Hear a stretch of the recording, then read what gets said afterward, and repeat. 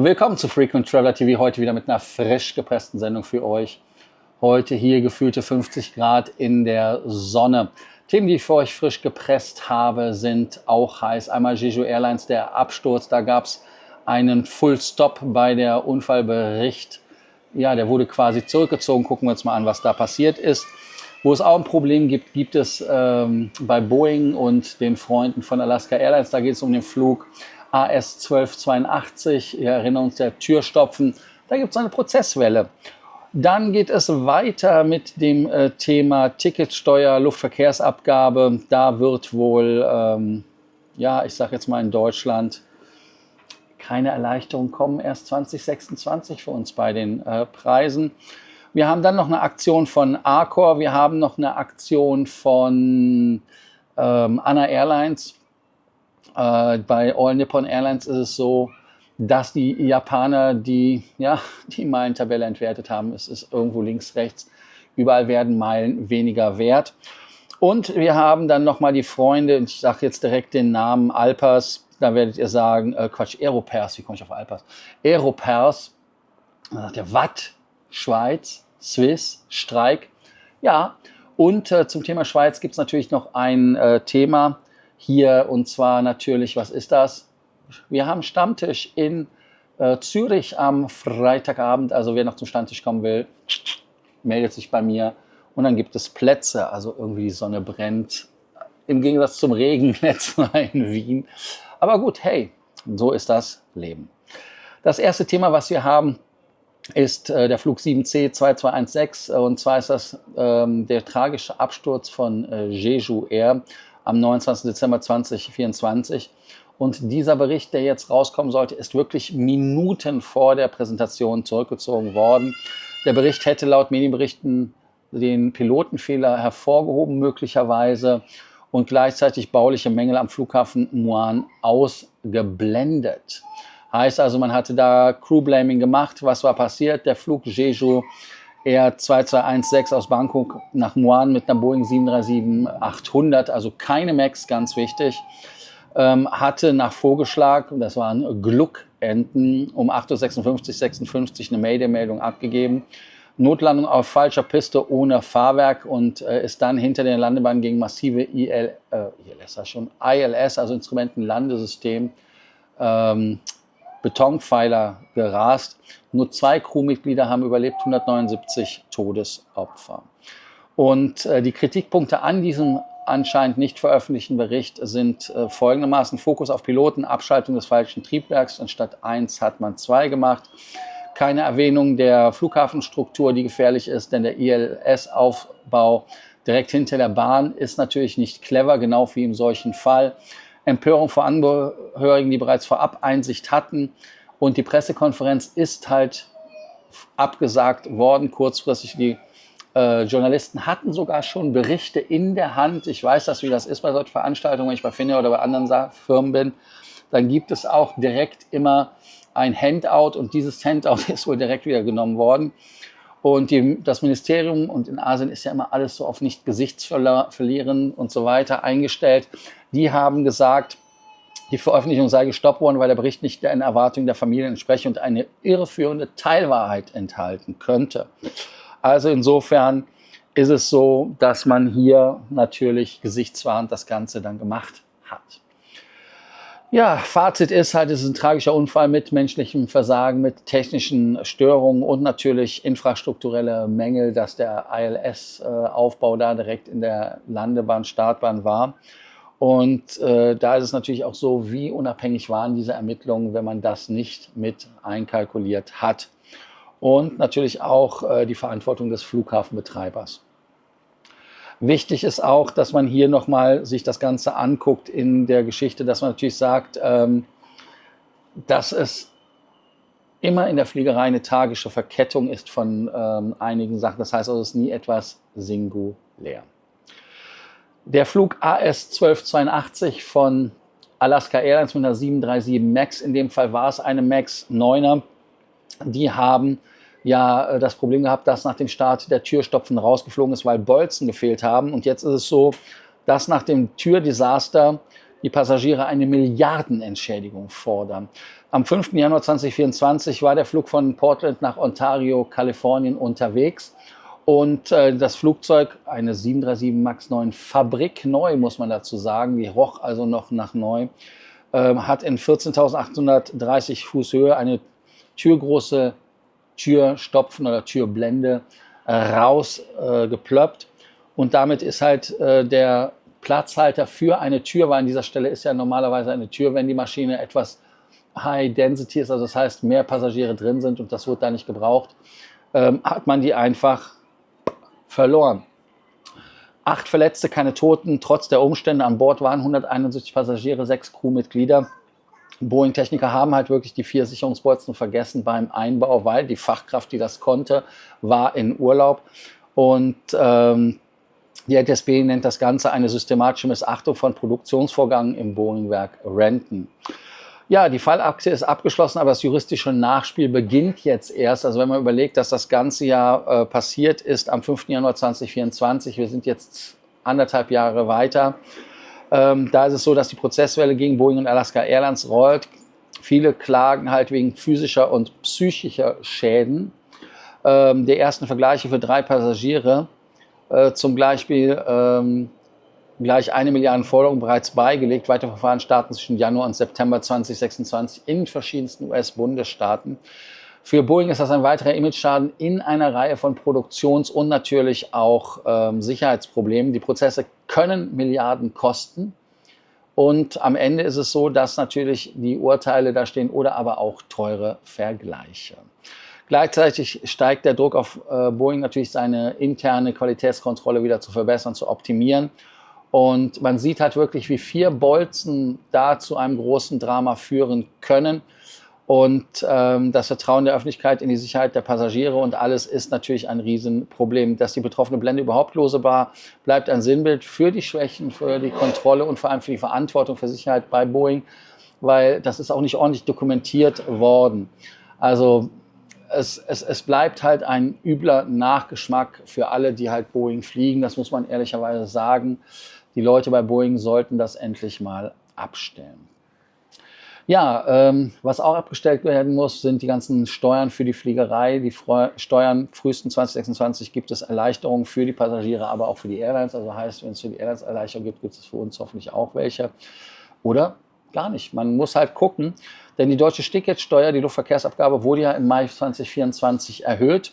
Jetzt wächst der Druck, diese Entscheidung zurückzunehmen. Die aktuellen Sätze sind von 12,48 auf 15,53 bei der Kurzstrecke. Die Mittelstrecke ist 31,61 auf 38,72 und die Langstrecke von 56,91 auf 70,83. Der Staat hat durch diese Erhöhung 580 Millionen Euro pro Jahr bekommen und hat natürlich aber auch Wettbewerbsnachteile für andere Airlines in Deutschland gebracht. Das heißt also, die deutschen Fluggesellschaften sind vielleicht zu anderen Fluggesellschaften massivst benachteiligt. Was ist geplant? Die CDU hatte ja gesagt, wir möchten frühestens ab 26 zurücknehmen, beziehungsweise wollten schon früher zurücknehmen. Die Ampelkoalition SPD, Grüne, FDP hatten ja eine Senkung auf das Vorkrisenniveau versprochen. Auch bei anderen Gebühren wie Luftsicherheitsgebühr für Kontrollen sind Entlastungen denkbar, aber noch nicht beschlossen. Die Luftsicherheitsgebühr 2025, Deckel von 10 Euro auf 15 Euro erhöht. Besonders auf kleinen Flughäfen wie Kassel-Calden oder Erfurt, Weimar liegen jetzt am oberen Limit. Die jährliche Mehrbelastung für Airlines sind 160 Millionen. Also das heißt, ihr habt da natürlich relativ viel Geld, weil man merkt, dass kleine Summen, auch wenn man es viel macht, richtig Geld bringen. Ja, warum wird das nicht weggenommen? Ganz einfach einmal natürlich, weil man die Leitungsfunktion von dieser Ticketsteuer sich erhofft hat, aber auch das andere, und das ist auch wichtig, man hat kein Geld. Der Bundeshaushalt sagt, dass alles steht unter Finanzierungsvorbehalt und wann das Ganze senkt, ist halt offen, obwohl es im Koalitionsvertrag steht. Die Luftfahrtbranche in Deutschland kämpft halt mit überdurchschnittlich hohen Standortkosten im Vergleich zu anderen Fluggesellschaften in Europa. Und man sieht das auch daran, dass sich in Europa der Flugverkehr teilweise erholt hat, in Deutschland nicht, wobei ich jetzt nicht weiß, ob das nur daran liegt, dass wir diese Steuer haben. Ihr könnt ja schön kommentieren, ich bin mal gespannt, was er dazu sagt. Kommt auf School und dann diskutieren wir es aus. Aeropairs hat eine neue Tarifrunde eingelegt und Kündigung des GAV steht bevor. Die Pilotengewerkschaft hat da jetzt mal wieder ein bisschen Gas gegeben und sagt, dass man den Gesamtarbeitsvertrag kündigt, denn den aktuell gültigen, dass man den bei Swiss bis Ende 2025 kündigen will. Oh, kommt jetzt hier Gewitter, mal gucken. Es wird auf jeden Fall kühler, seitdem die Sonne hier nicht mehr so brennt. Ich bin mal gespannt. Ja, der Gesamtarbeitsvertrag wurde 2023 abgeschlossen. Wir erinnern uns ja alle. Verträge gelten unbefristet, sind aber frühestens nach 4 Jahren kündbar. Eine Kündigung von Aeropairs ist ein normaler Schritt, um frühzeitige Verhandlungen und Verbesserungen aufzunehmen. Laut Swiss gibt es aber kein Zerwürfnis. Beide Seiten wollen gemeinsam Lösungen finden. Das wäre toll, dass wir das ohne Streik und ohne Streit hinbekommen könnten. Die Dienstpläne und die Dienstregeln sind so, dass die Piloten mehr Einfluss haben wollen auf die Schichteinteilung, weil sie möchten die Work-Life-Balance verbessern. Man möchte halt wesentlich mehr Planbarkeit haben und man möchte natürlich auch den Job mit dem Leben vereinbaren, weil viele haben natürlich das Problem, je nachdem, was sie für Umläufe haben, dass das so ist, dass man keine Familienfeier mehr hat, man ist Weihnachten nicht zu Hause, das ist schon ein schwieriger Job und Swiss erkennt halt diesen Plan nach mehr Planbarkeit durchaus an und man möchte mit Aeropairs auch eine langfristige Stabilisierung des Flugplans angehen und natürlich die Arbeitsbedingungen verbessern. Ja, schön, jetzt kommt kühler Wind. Ich schütte mir hier einen ab, aber drinnen wäre es schlimmer gewesen. Ja, ihr könnt ja schreiben, was ihr dazu denkt und ich denke mal, dass es dort mit 2026 einer der wichtigsten Tarifverträge ist, den Aeropairs macht, weil mittlerweile ja auch Piloten Mangelware werden. Wir merken das ja, dass es sich dort jetzt bemerkbar macht, dass man in die Ausbildung nichts gesteckt hat. Und das lassen die sich natürlich fürstlich bezahlen. Kann man auch keinen Vorwurf machen, ehrlicherweise, weil es wie immer im Leben, Angebot, Nachfrage, hast du viel Nachfrage, aber wenig Angebot, teurer Preis. So einfach ist das im Leben. Ja, was auch aufgrund der Nachfrage billig geworden ist oder vielleicht zu billig geworden ist, sind Lithium-Ionen-Batterien. Es gab hier bei Virgin Atlantic den Flug VA 1528. Der hatte Feuer an Bord. Und zwar ist das so, dass bei Virgin Australia, also VA, am Montagmorgen von Sydney nach Hobart unterwegs war und kurz vor der Landung gab es den Zwischenfall, ein Lithium-Akku fing im Overhead, also in der Bin oben in der, wie heißt das, im Gepäckfach, fing es an, Feuer zu machen und Flammen schlugen laut Passagieren beim Öffnen des Fachs heraus. Die ersten Löschversuche mit Feuerlöschern schlugen fehl. Die Crew konnte das Feuer mit Wasser erfolgreich löschen, keine Verletzten, aber natürlich das macht Pumpe, das macht Herz, das macht Panik. Und es ging wohl da um einen losen Akku-Powerbank, egal wie. Diese sollen halt auch nicht im Gepäckfach, sondern im Handgepäck sichtbar und zugänglich mitgeführt werden. Denn diese Lithium-Batterien, besonders die billigen aus China, sind halt extrem brandgefährdet. Und interessanterweise haben die Chinesen ja auch eine Regelung eingeführt, dass man nur noch dort Batterien mitnehmen kann, die chinesischen Standard haben. Und Virgin Australia äußert sich nicht offiziell, aber in der Zusammenarbeit mit der Luftfahrtbehörde CASA will sie natürlich den Vorfall untersuchen. Oh, geht ein bisschen Wind, es wird gleich ruckelig. Ja, die Crew hat wirklich professionell reagiert. Der Fall zeigt erneut, dass ihr wirklich mehr auf eure Lithium-Ionen-Batterien aufpassen sollt. Ich persönlich habe die auch in Sichtweite. Habe auch mittlerweile, obwohl, nee, kann ich hier gar nicht sagen, weil Powerbank habe ich eine mittlerweile nur. Ich habe da downgesized.